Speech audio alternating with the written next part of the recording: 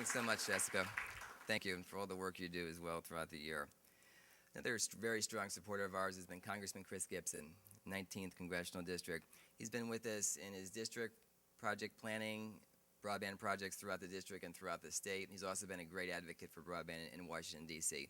He was unable to make it here because he's in D.C. right now, but he was kind enough to prepare a short video for an induction, and we're going to show that now. Welcome to the New York State Broadband Summit. I want to thank David. Critically important it is to our state's overall health, to our economy, and certainly when you listen to small business owners, including farmers, how important the expansion of broadband is to their bottom line, to their ability to grow, create jobs, be profitable. Really important that we expand broadband. So here's my message. A lot of these good programs, but you got to ask for them.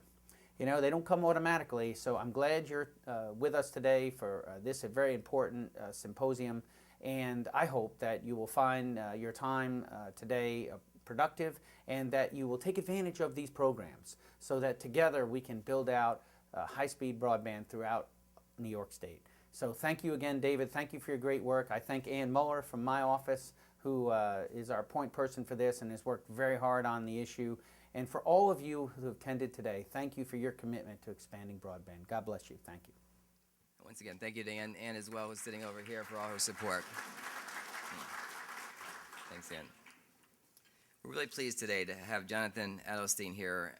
Jonathan's his career in public service goes back so long, and we're so lucky to have him here to talk to us in just a few minutes. He currently is the President and Chief Executive Officer at the Wireless Infrastructure Association. It's a trade group that represents 200-plus organizations devoted to building a high-speed and globally competitive wireless broadband network. Connects every corner of America. He's a former member of the FCC Commissioner. He also serves as a member of the White House National Science Technology Council, coordinating science and technology policy across the federal government. He's also a member of the White House Business Council, which reaches out to local business leaders across the country.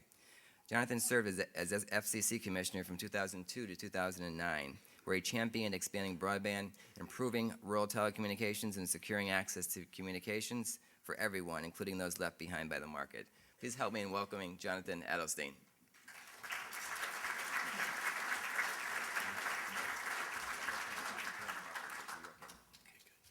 Well, thank you so much, David. Good morning, everybody. Good to see you all here. Good to be back in Albany.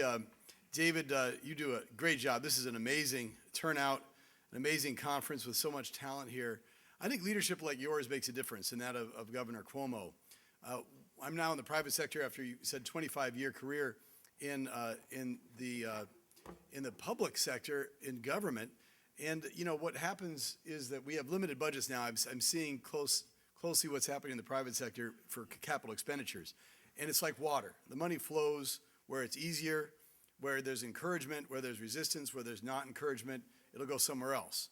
There's not enough to build everything that needs to be built. And you're making sure, and this group here collectively is making sure that New York gets what it needs. It gets the investment it needs. And I'm here to talk a little bit from my new perspective about how to encourage that investment to make sure that New York can succeed in all the goals that you laid out here. I think people in this room really represent the best opportunity for that kind of public-private partnership that we really need. And I'm delighted to have the opportunity to share a few thoughts with you about how we do that together. Our representative here, Chris Fisher from the New York State Wireless Association is here. Say hi to Chris if you get a chance. Our affiliate in New York does a great job for us here. There's so many local officials, state officials, and federal officials here that together can do it. I'm in the wireless sector now. When I was at RUS, it was a lot about wireline and wireless. And Heather Gold will be here later to tell you about how you need that fiber as far into the network as you can to make it all work. And that's exactly right. Fiber, wireline, and wireless work together seamlessly. I hate to say it now when I'm in the wireless side, but one of our former colleagues, Chris McLean, used to say that wireless was like an extension cord on the wireline network. And in some ways, it's true. We need to get wireline fiber out as far as possible to get things off of the congested spectrum, and they need to be seamlessly connected. I recall when I first started working on broadband, believe it or not, in 1999, I was on the Senate staff for Senator Daschle. I said, let's hold a summit on rural broadband. And one of the things that stands out in my mind from that, and people weren't even talking about broadband much in '99, was somebody walked in the room named Chuck Schumer, a newly elected senator. I said, I knew him from the House. I said, what's he doing here? He's from Brooklyn. And then it occurred to me I should have known better. I went to camp up in Warwick, New York, in the Catskills when I was a kid, and I know how rural it gets up there, and I spent time in the Adirondacks. This state is truly the Empire State. It's got it all. You've got the hyper-urban, you've got rural, and it's why I'm so thrilled that Jessica is here today to talk from the RUS perspective and to work with all you and all the great work she's doing on behalf of rural America and now on behalf of public safety and FirstNet. Isn't it great that she just got married and she's spending her honeymoon with us in this romantic setting of Albany? We got the chandeliers, we're going to get some champagne out for you later. Jessica, while I miss you dearly, I have to admit, got to say life's pretty good out in the private sector. I think I picked well, as you did with a husband. I picked well in terms of an industry that I'm in, because the field of wireless broadband is just exploding. Cisco says in the next 5 years, we're going to see an increase of 660% in wireless data. Qualcomm says it's going to be 1,000 times increase in the next 5 years alone. So you could pick either one. I think we're doing pretty well. Who wouldn't want to be in a business with that kind of demand that we are in the business of supplying? So we all feel very fortunate. I was at my annual conference we had just about a week ago in Orlando, and one of the executives came up to me and said, these are the good old days. That's the way people feel in our industry now. We think we've witnessed a real increase in the last 5 years, but it's just getting started. As Bachman Turner Overdrive said, you ain't seen nothing yet. We're just getting going. My friend Tom Wheeler, who's the chairman of the FCC, was at our conference, made a statement at our conference, and he said, the best in wireless is yet to come. I think that's right. We are doing well. By any measure, wireless has seen huge growth. And in the last 3 years alone, we've seen annual investments in U.S. wireless networks grow by 40%. And that's pretty big. And I want to explain why. Basically, there's 3 ways to deal with the wireless data crunch. And I notice I don't call it a spectrum crunch. You hear a lot about spectrum crunch, but spectrum is just one of the 3. You've got spectrum, you've got technological improvements, and you've got infrastructure. Basically, you talk to engineers, and that's it. And let me just go through them briefly. First, of course, spectrum. We hear a lot about spectrum. We hear about the demand for spectrum. It's the lifeblood of wireless.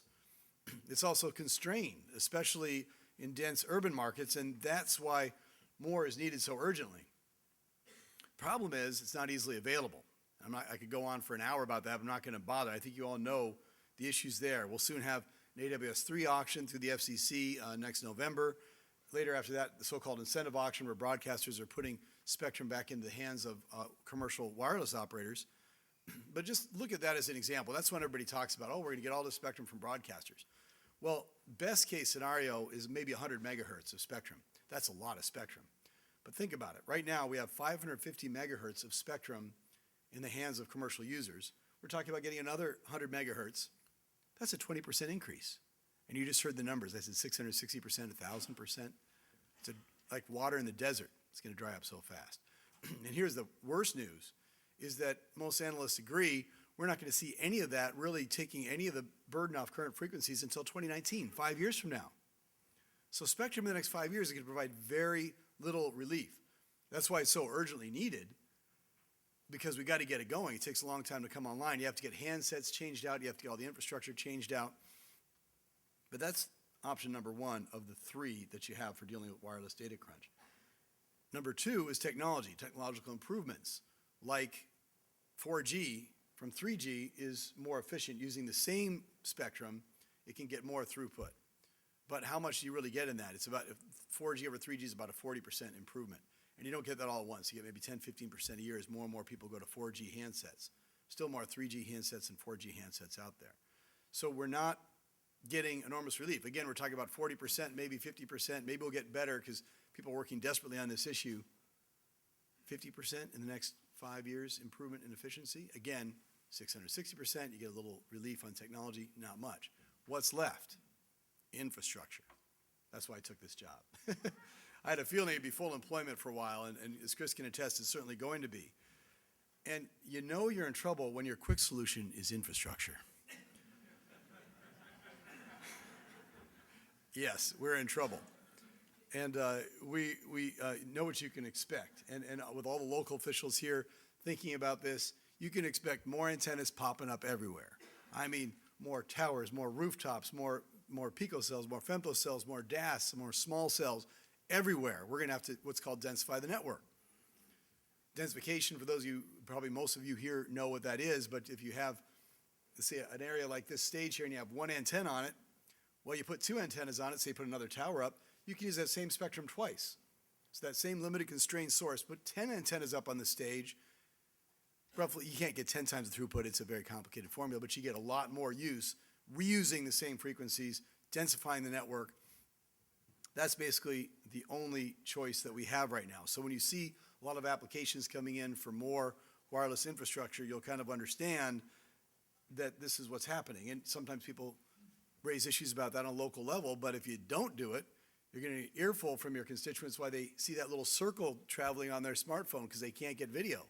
I found it last night as I flew in here. I landed on the tarmac in Philadelphia, and 4 bars, 5 bars, people say, oh, look, that's good coverage, but I couldn't get a signal because everybody turned on their phone at the same time, all trying to use that same little bit of spectrum, and we couldn't get through. And that's what's going to happen on a big scale with these entire cities and regions and neighborhoods if we don't deal with this crunch quickly. Now, in urban areas, as a result, it's not a coverage issue, it's a capacity issue. We still have a coverage issue in the rural areas that we heard about a lot this morning, and New York is on top of both. I think you're working on both, and we see the result. This conference is all about solving that problem. And this conference is also all about economic development, what Jessica and I worked on years together and what the USDA and NTIA and others are doing so well. Well, we heard a lot of talk about that. We know it transforms everything. When I got to PCIA, the first thing I did was said, let's put a pen to paper and figure out what are the real impacts of this nationwide. So we commissioned a study by independent analysts that found that wireless infrastructure investments over the next 5 years, if they go as planned, if we're allowed to do what we want to do in terms of capital expenditures, about $35 billion a year in capital expenditures each of the next 5 years, that will generate $1.3 trillion in economic activity. That's trillion with the T in the next 5 years. And that will help spur the creation of 1.2 million jobs. These aren't just in wireless infrastructure. That's much smaller, maybe 30, 40,000 jobs. But every sector of the economy is affected by this. And I think everybody here understands that. I won't go into detail. I just wanted to let you know that this is happening. And in our industry alone, we are short on workers. Estimate 10,000 tower climbers that we need alone to go up and do this work. And more on that in a minute. But what I'd like to talk about is how we're gonna do this. I mean, it's a good problem to have, not having enough workers to do the job, when the economy overall is showing a need for more employment. We had our show, like I said last week. We had nearly 2,000 people came, 130 exhibitors. We heard some great thoughts about glimpses into the future of wireless. We had Vish Nanlal from Ericsson who told us that 40% of YouTube traffic these days is coming from mobile devices. So we're seeing so much traffic on mobile. I feel like a little bit like Carl Sagan here. But globally, that represents 1 billion views per day, with the trend line going nowhere but up. We learned, that from Ajit Pai, that who was the commissioner of the FCC, that he was clear that you can't have all this wireless connectivity without having the infrastructure. You can have all the spectrum in the world, but again, it takes the infrastructure to make that work. And so we've learned about 5G deployments. I mean, once we're done with 4G, and we're not close to done, you see these coverage maps, and you say, well, it looks like they're done with 4G because we got 4G all over. Well, even where there is coverage on 4G, again, they're still building more. They're still doubling up capacity and tripling up capacity because as they put 4G out there and people get video, they're using it so quickly that they need to add capacity. So it's going deeper and deeper into the networks. And we talked about rural and how we're going to expand to rural areas. And we need to do that as well. And we've put together a working group at PCIA to talk about how we're going to improve rural. We need to get the business case to work out there. John Deere actually joined PCIA. That was a new one. Wireless infrastructure, John Deere, well, they can't get their equipment to reach its full potential unless they have broadband throughout the field. So every day we're trying to figure out how to make that happen. We're working on public safety, what Jessica's now focused on with the hurricane season upon us, and what we learned here in New York under Sandy. I mean, fully 3/4 of all the calls that trigger an emergency response these days come from a wireless device.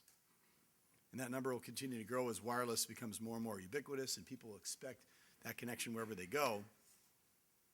I want to turn back for a moment to what's really rewarding about this job and what means more to me than almost anything else that we're doing right now. I talked about the fact we don't have enough jobs, enough people to fill the jobs we have. We don't have skilled workers that actually know how to climb a tower, know how to install an antenna inside of a subway system. Because our industry's grown so fast, we forget the iPhone was just invented 5-6 years ago in 2008, and we've seen maybe a 50,000% increase in data since then. So this is a new industry, and no community college or technical school in the United States is teaching how to install this equipment, how to build all this infrastructure. We talked about the massive build that's going to happen over the next 5 years. Well, we looked at it, and a group came to us called Warriors for Wireless that said, let's get our veterans to do this. They have higher unemployment than the average American. How can we stand for that as a country when we have veterans who served our country coming back from overseas or wherever they were serving that don't have jobs, and we have jobs begging in our industry? So we're establishing training programs to make sure that they can get up to speed, and others too, so we can meet the needs of that real generation. I mean, it was now, I think, 70 years ago at this exact moment that hundreds of thousands of our young people in the United States were poised to begin liberating Europe on D-Day. And when they came home, many of them scarred or wounded or having been through living hell, President Truman led our parents and grandparents to make sure that we met our moral obligation to them, that we had the GI Bill and the Veterans Administration. We strengthened healthcare services, and there's still obviously a lot more work that needs to be done on that. We as a private sector want to do that. Our generation needs to do the same for the warriors of today. So this past November, with FCC Chairman Wheeler and a veritable who's who of government, military, and others, we launched this initiative at the White House to try to train veterans to work in our industry, to have careers in our industry. And we are making sure that we get that done. We're partnering with all the big wireless carriers. We're partnering with infrastructure companies, with service companies, members of PCIA to make sure that this really works. And not just that they have a job, but they have a meaningful career. So we're pioneering this at a technical school in South Carolina, Aiken Technical College, first school to really begin teaching this. Next, we're moving to Virginia State University, historically a black institution in Petersburg, Virginia. That's going to be our next pioneer, and is going to be a center of RF training, so that we have within these schools the ability of people not just learn how to climb towers, which we urgently need right now, but to have a full career, that they can move on to small cell and distributed antenna system installation, that they can learn radio frequency engineering and be able to design these systems so that they can continue to grow as our wireless industry grows. And bringing veterans in is the best population we could have. They're safety oriented, they work in teams well, they follow protocols, they learn and they get it done right. So we're really thrilled about this initiative. One of the things we're working on, I launched an initiative in Europe. We've now got a little PCIA in Europe getting started. The wireless infrastructure industry in the United States is the envy of the world. In most places, the carriers own the infrastructure, they own the towers. But here in the United States, they divested them. We have this really robust industry that I represent that allows people to share those network resources, be it in the subway system in New York or on a tower. People can go in. It makes it quicker to go in. So European regulators are welcoming us. And as I said, from Europe here back in the United States, we're working on rural to make sure that our working group can do that.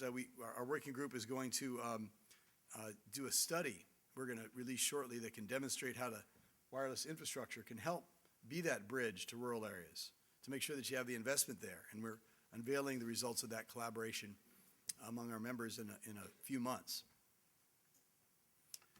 Well, to buttress our efforts to push connectivity in rural America, we are working with and also make sure that we address the capacity issues in urban areas, because no state better encompasses all of that than New York. You've got it all.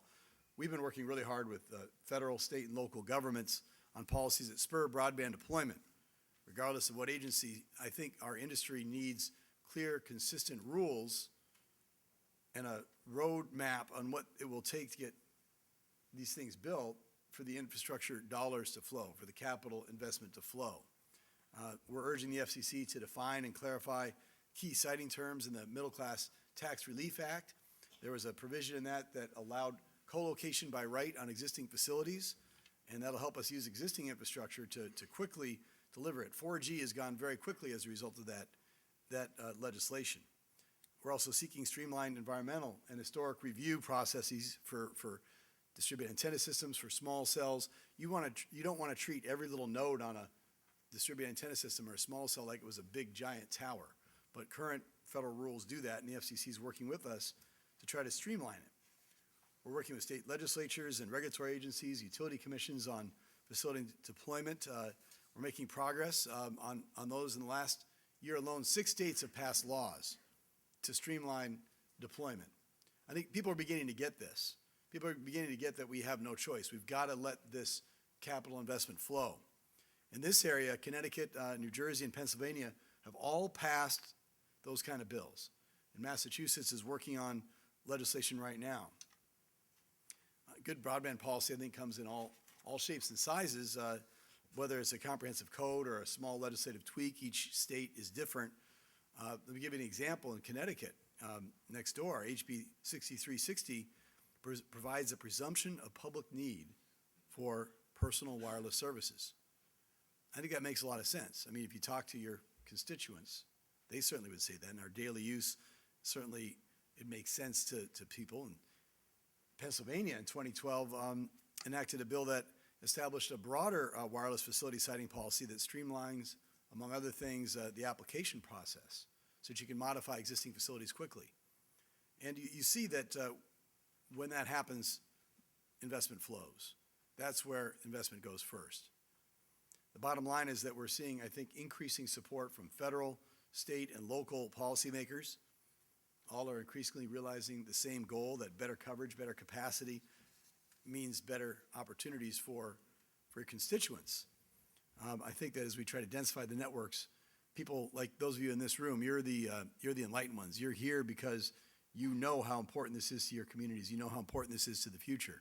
I think we need to work throughout New York State to continue to build that understanding that you all here are getting today and that you all already have because of your presence here, that you know what needs to be done. You're committed to making sure it gets done. And we want to work with you to make that happen. I think the businesses in this room are anxious to make it happen, to work with you and work with all of the regulators and policymakers on all the different levels to make sure that wireless communications in this state continue to be the cutting edge, that you continue to be the kind of place that's the incubator of new technology. You've just done an incredible job in New York State. I'm not going to go through all the different things that you've done that were very well laid out by David today, and the other speakers complimented all of the leadership that's being shown in New York. Well, we're ready as an industry to join with you. We're ready to follow that leadership.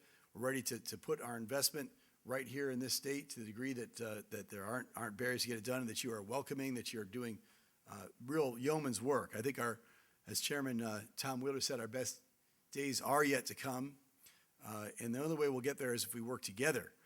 That's why meetings like this are so important, why New York with leaders like David Solway and Greg Sayer, Ken Adams, and of course Governor Cuomo are so critical and so thoughtful in helping us lead the way. So thanks for the opportunity to be here today, and look forward to working with you all on this.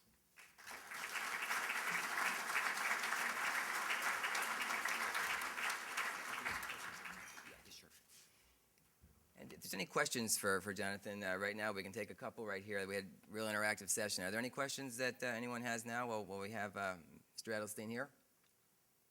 Comments, brickbats, anything. Yeah.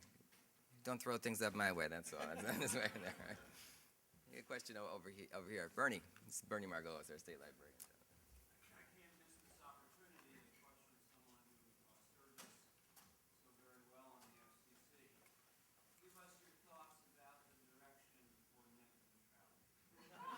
Net neutrality. Well, that's a tricky one. You know, I think the chairman rolled out a very reasonable effort. You know, it's hard to satisfy everybody on this because people expect a lot. I mean, the court laid out a very limited sort of path that you can take. And I think the chairman's trying to figure out, how can I do this in something that gets sustained? He doesn't think it's worthwhile to go down a path that's going to end up getting overturned. It's been years of uncertainty. I kind of talked about clear rules of the road. Well, you know, it kind of became much more controversial than I think he expected. Maybe the way it was rolled out wasn't as well thought through as it could have been. But, you know, ultimately, you find I used to be a very big advocate of media democracy, and the same people that are fighting for net neutrality I think their hearts are certainly in the right place. But we have a little thing called the law. It means you can't have everything you're looking for. So right now, you know, it's not really a big issue in the marketplace. Certainly in wireless, none of these rules apply. In wireline, there really are no complaints. But there's the prospect of issues, and people want to be able to access whatever they want, whenever they want. I think the chairman's proposal really largely addresses that, but it's not over yet. I mean, he laid out a proposal, but it's going to be a long comment period. There's going to be a lot of deliberation on this. With all the issues going on, maybe even more than the marketplace merits, because it's functioning pretty well right now. And the big companies that provide broadband have every incentive to make sure that people don't move to an alternative. Ultimately, competition, I think, is the greatest safeguard of consumer choice and making sure that the internet works as it always has, with freedom for everybody to operate in an open environment.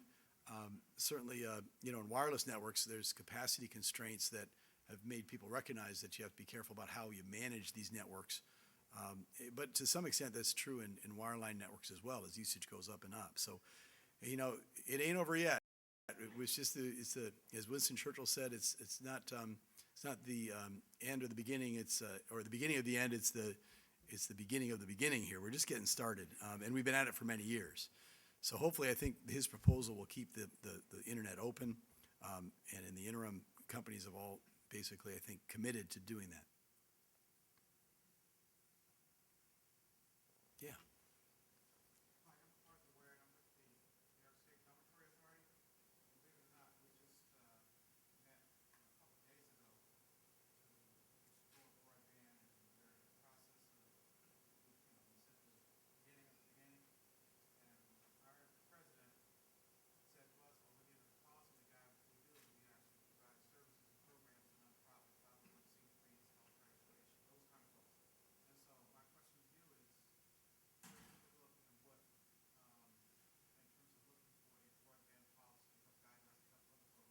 help other folks kind of in our shoes or at the beginning of their process? So the broadband policy for like the state of New York, or I think there's probably an overall broadband policy for office of technology. We need one, to guide other folks that might be looking to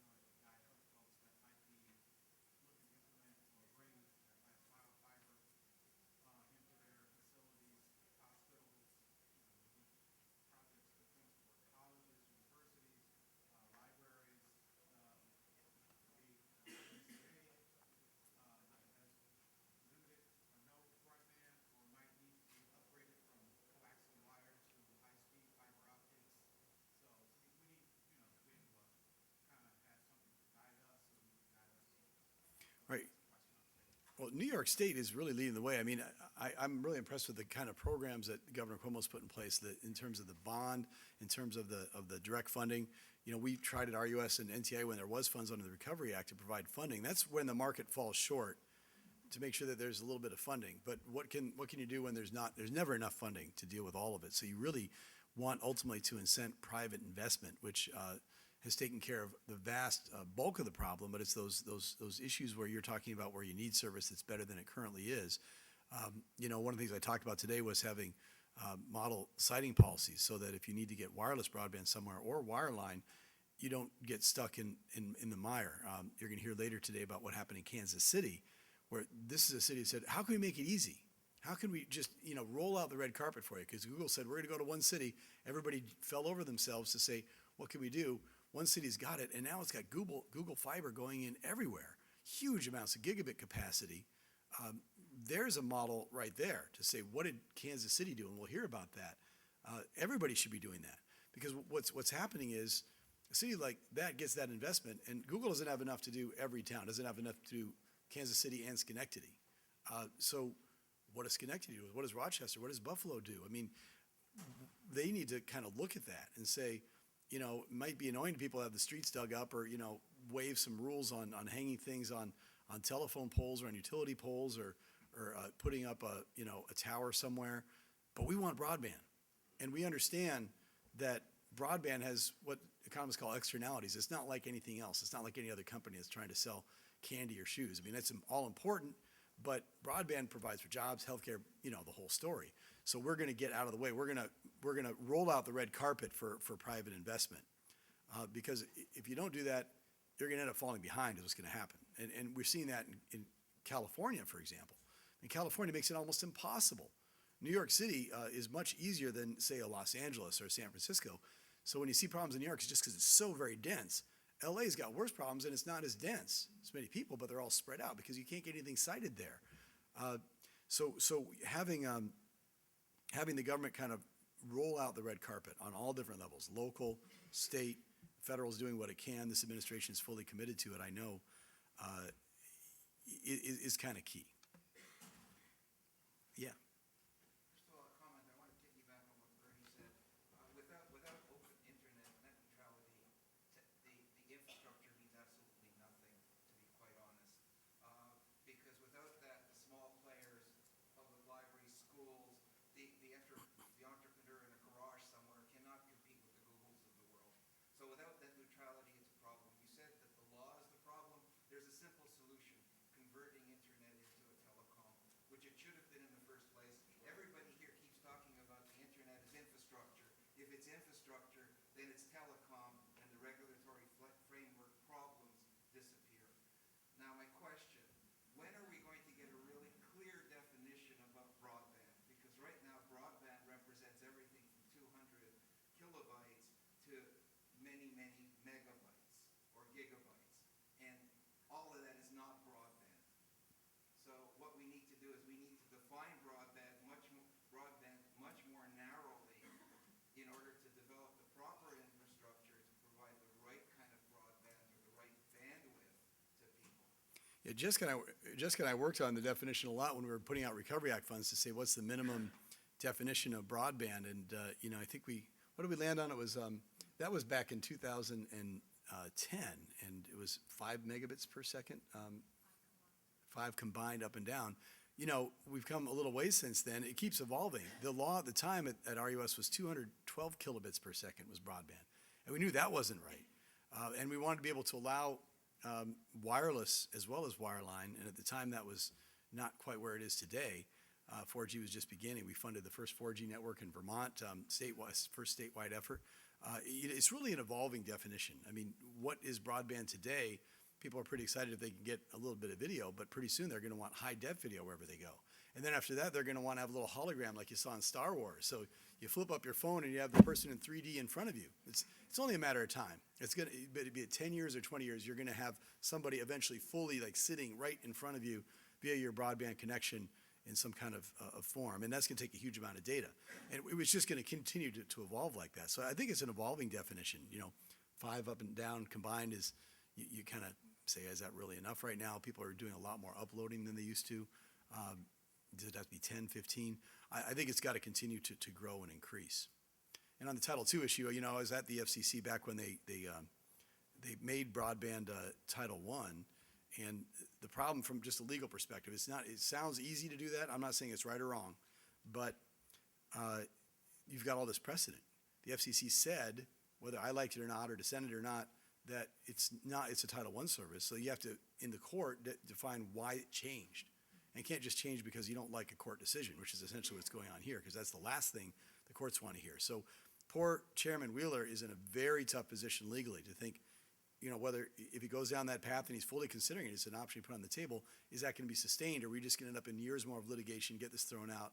We'll be in the same place 2 years from now with no clear rules for the road. I think that's what he's thinking.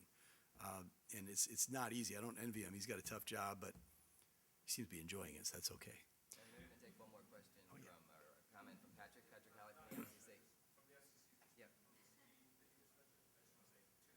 In our subsidy program for broadband infrastructure, Connect America Fund, I'll talk about that later, 3:30. But one of the things we just adopted in April, which you can comment on, is when we did our universal service order in 2011, changing the way we do high cost rural broadband infrastructure, we set a minimum speed of 4 megabits down and 1 up. One of the questions we're asking in the further notice that's going to be released in time now is that enough? If we're going to provide some funding, should we make the minimum speed 10 down? Should we require uploads of, 2, whatever. So we're seeking comment on that very question as it relates to the way in which we provide subsidy for rural broadband infrastructure. Additionally, speaking of section 706, we periodically seek comment in a notice of inquiry about, are we in fact meeting the goals of the statute in terms of advanced broadband and services being deployed, and we over time have changed what the speed definition is. So one of the questions we seek comment there is, again, is 3 megabits, 4 megabits broadband, or should we be saying we don't have actual broadband unless we have a minimum of 10? So it's an open issue at the FCC, both in the context of minimum requirements for our subsidies and also for how we measure broadband, which affects our policies in general, which folks will have a chance to comment on in the coming months. And then, of course, states are free to do what they want, but at the federal level, we're looking at that. Well, thanks, Patrick. Four down and 1 up is so 2012 or 2010. We're going to upgrade that. So thanks, everybody. Appreciate it. Thanks so much.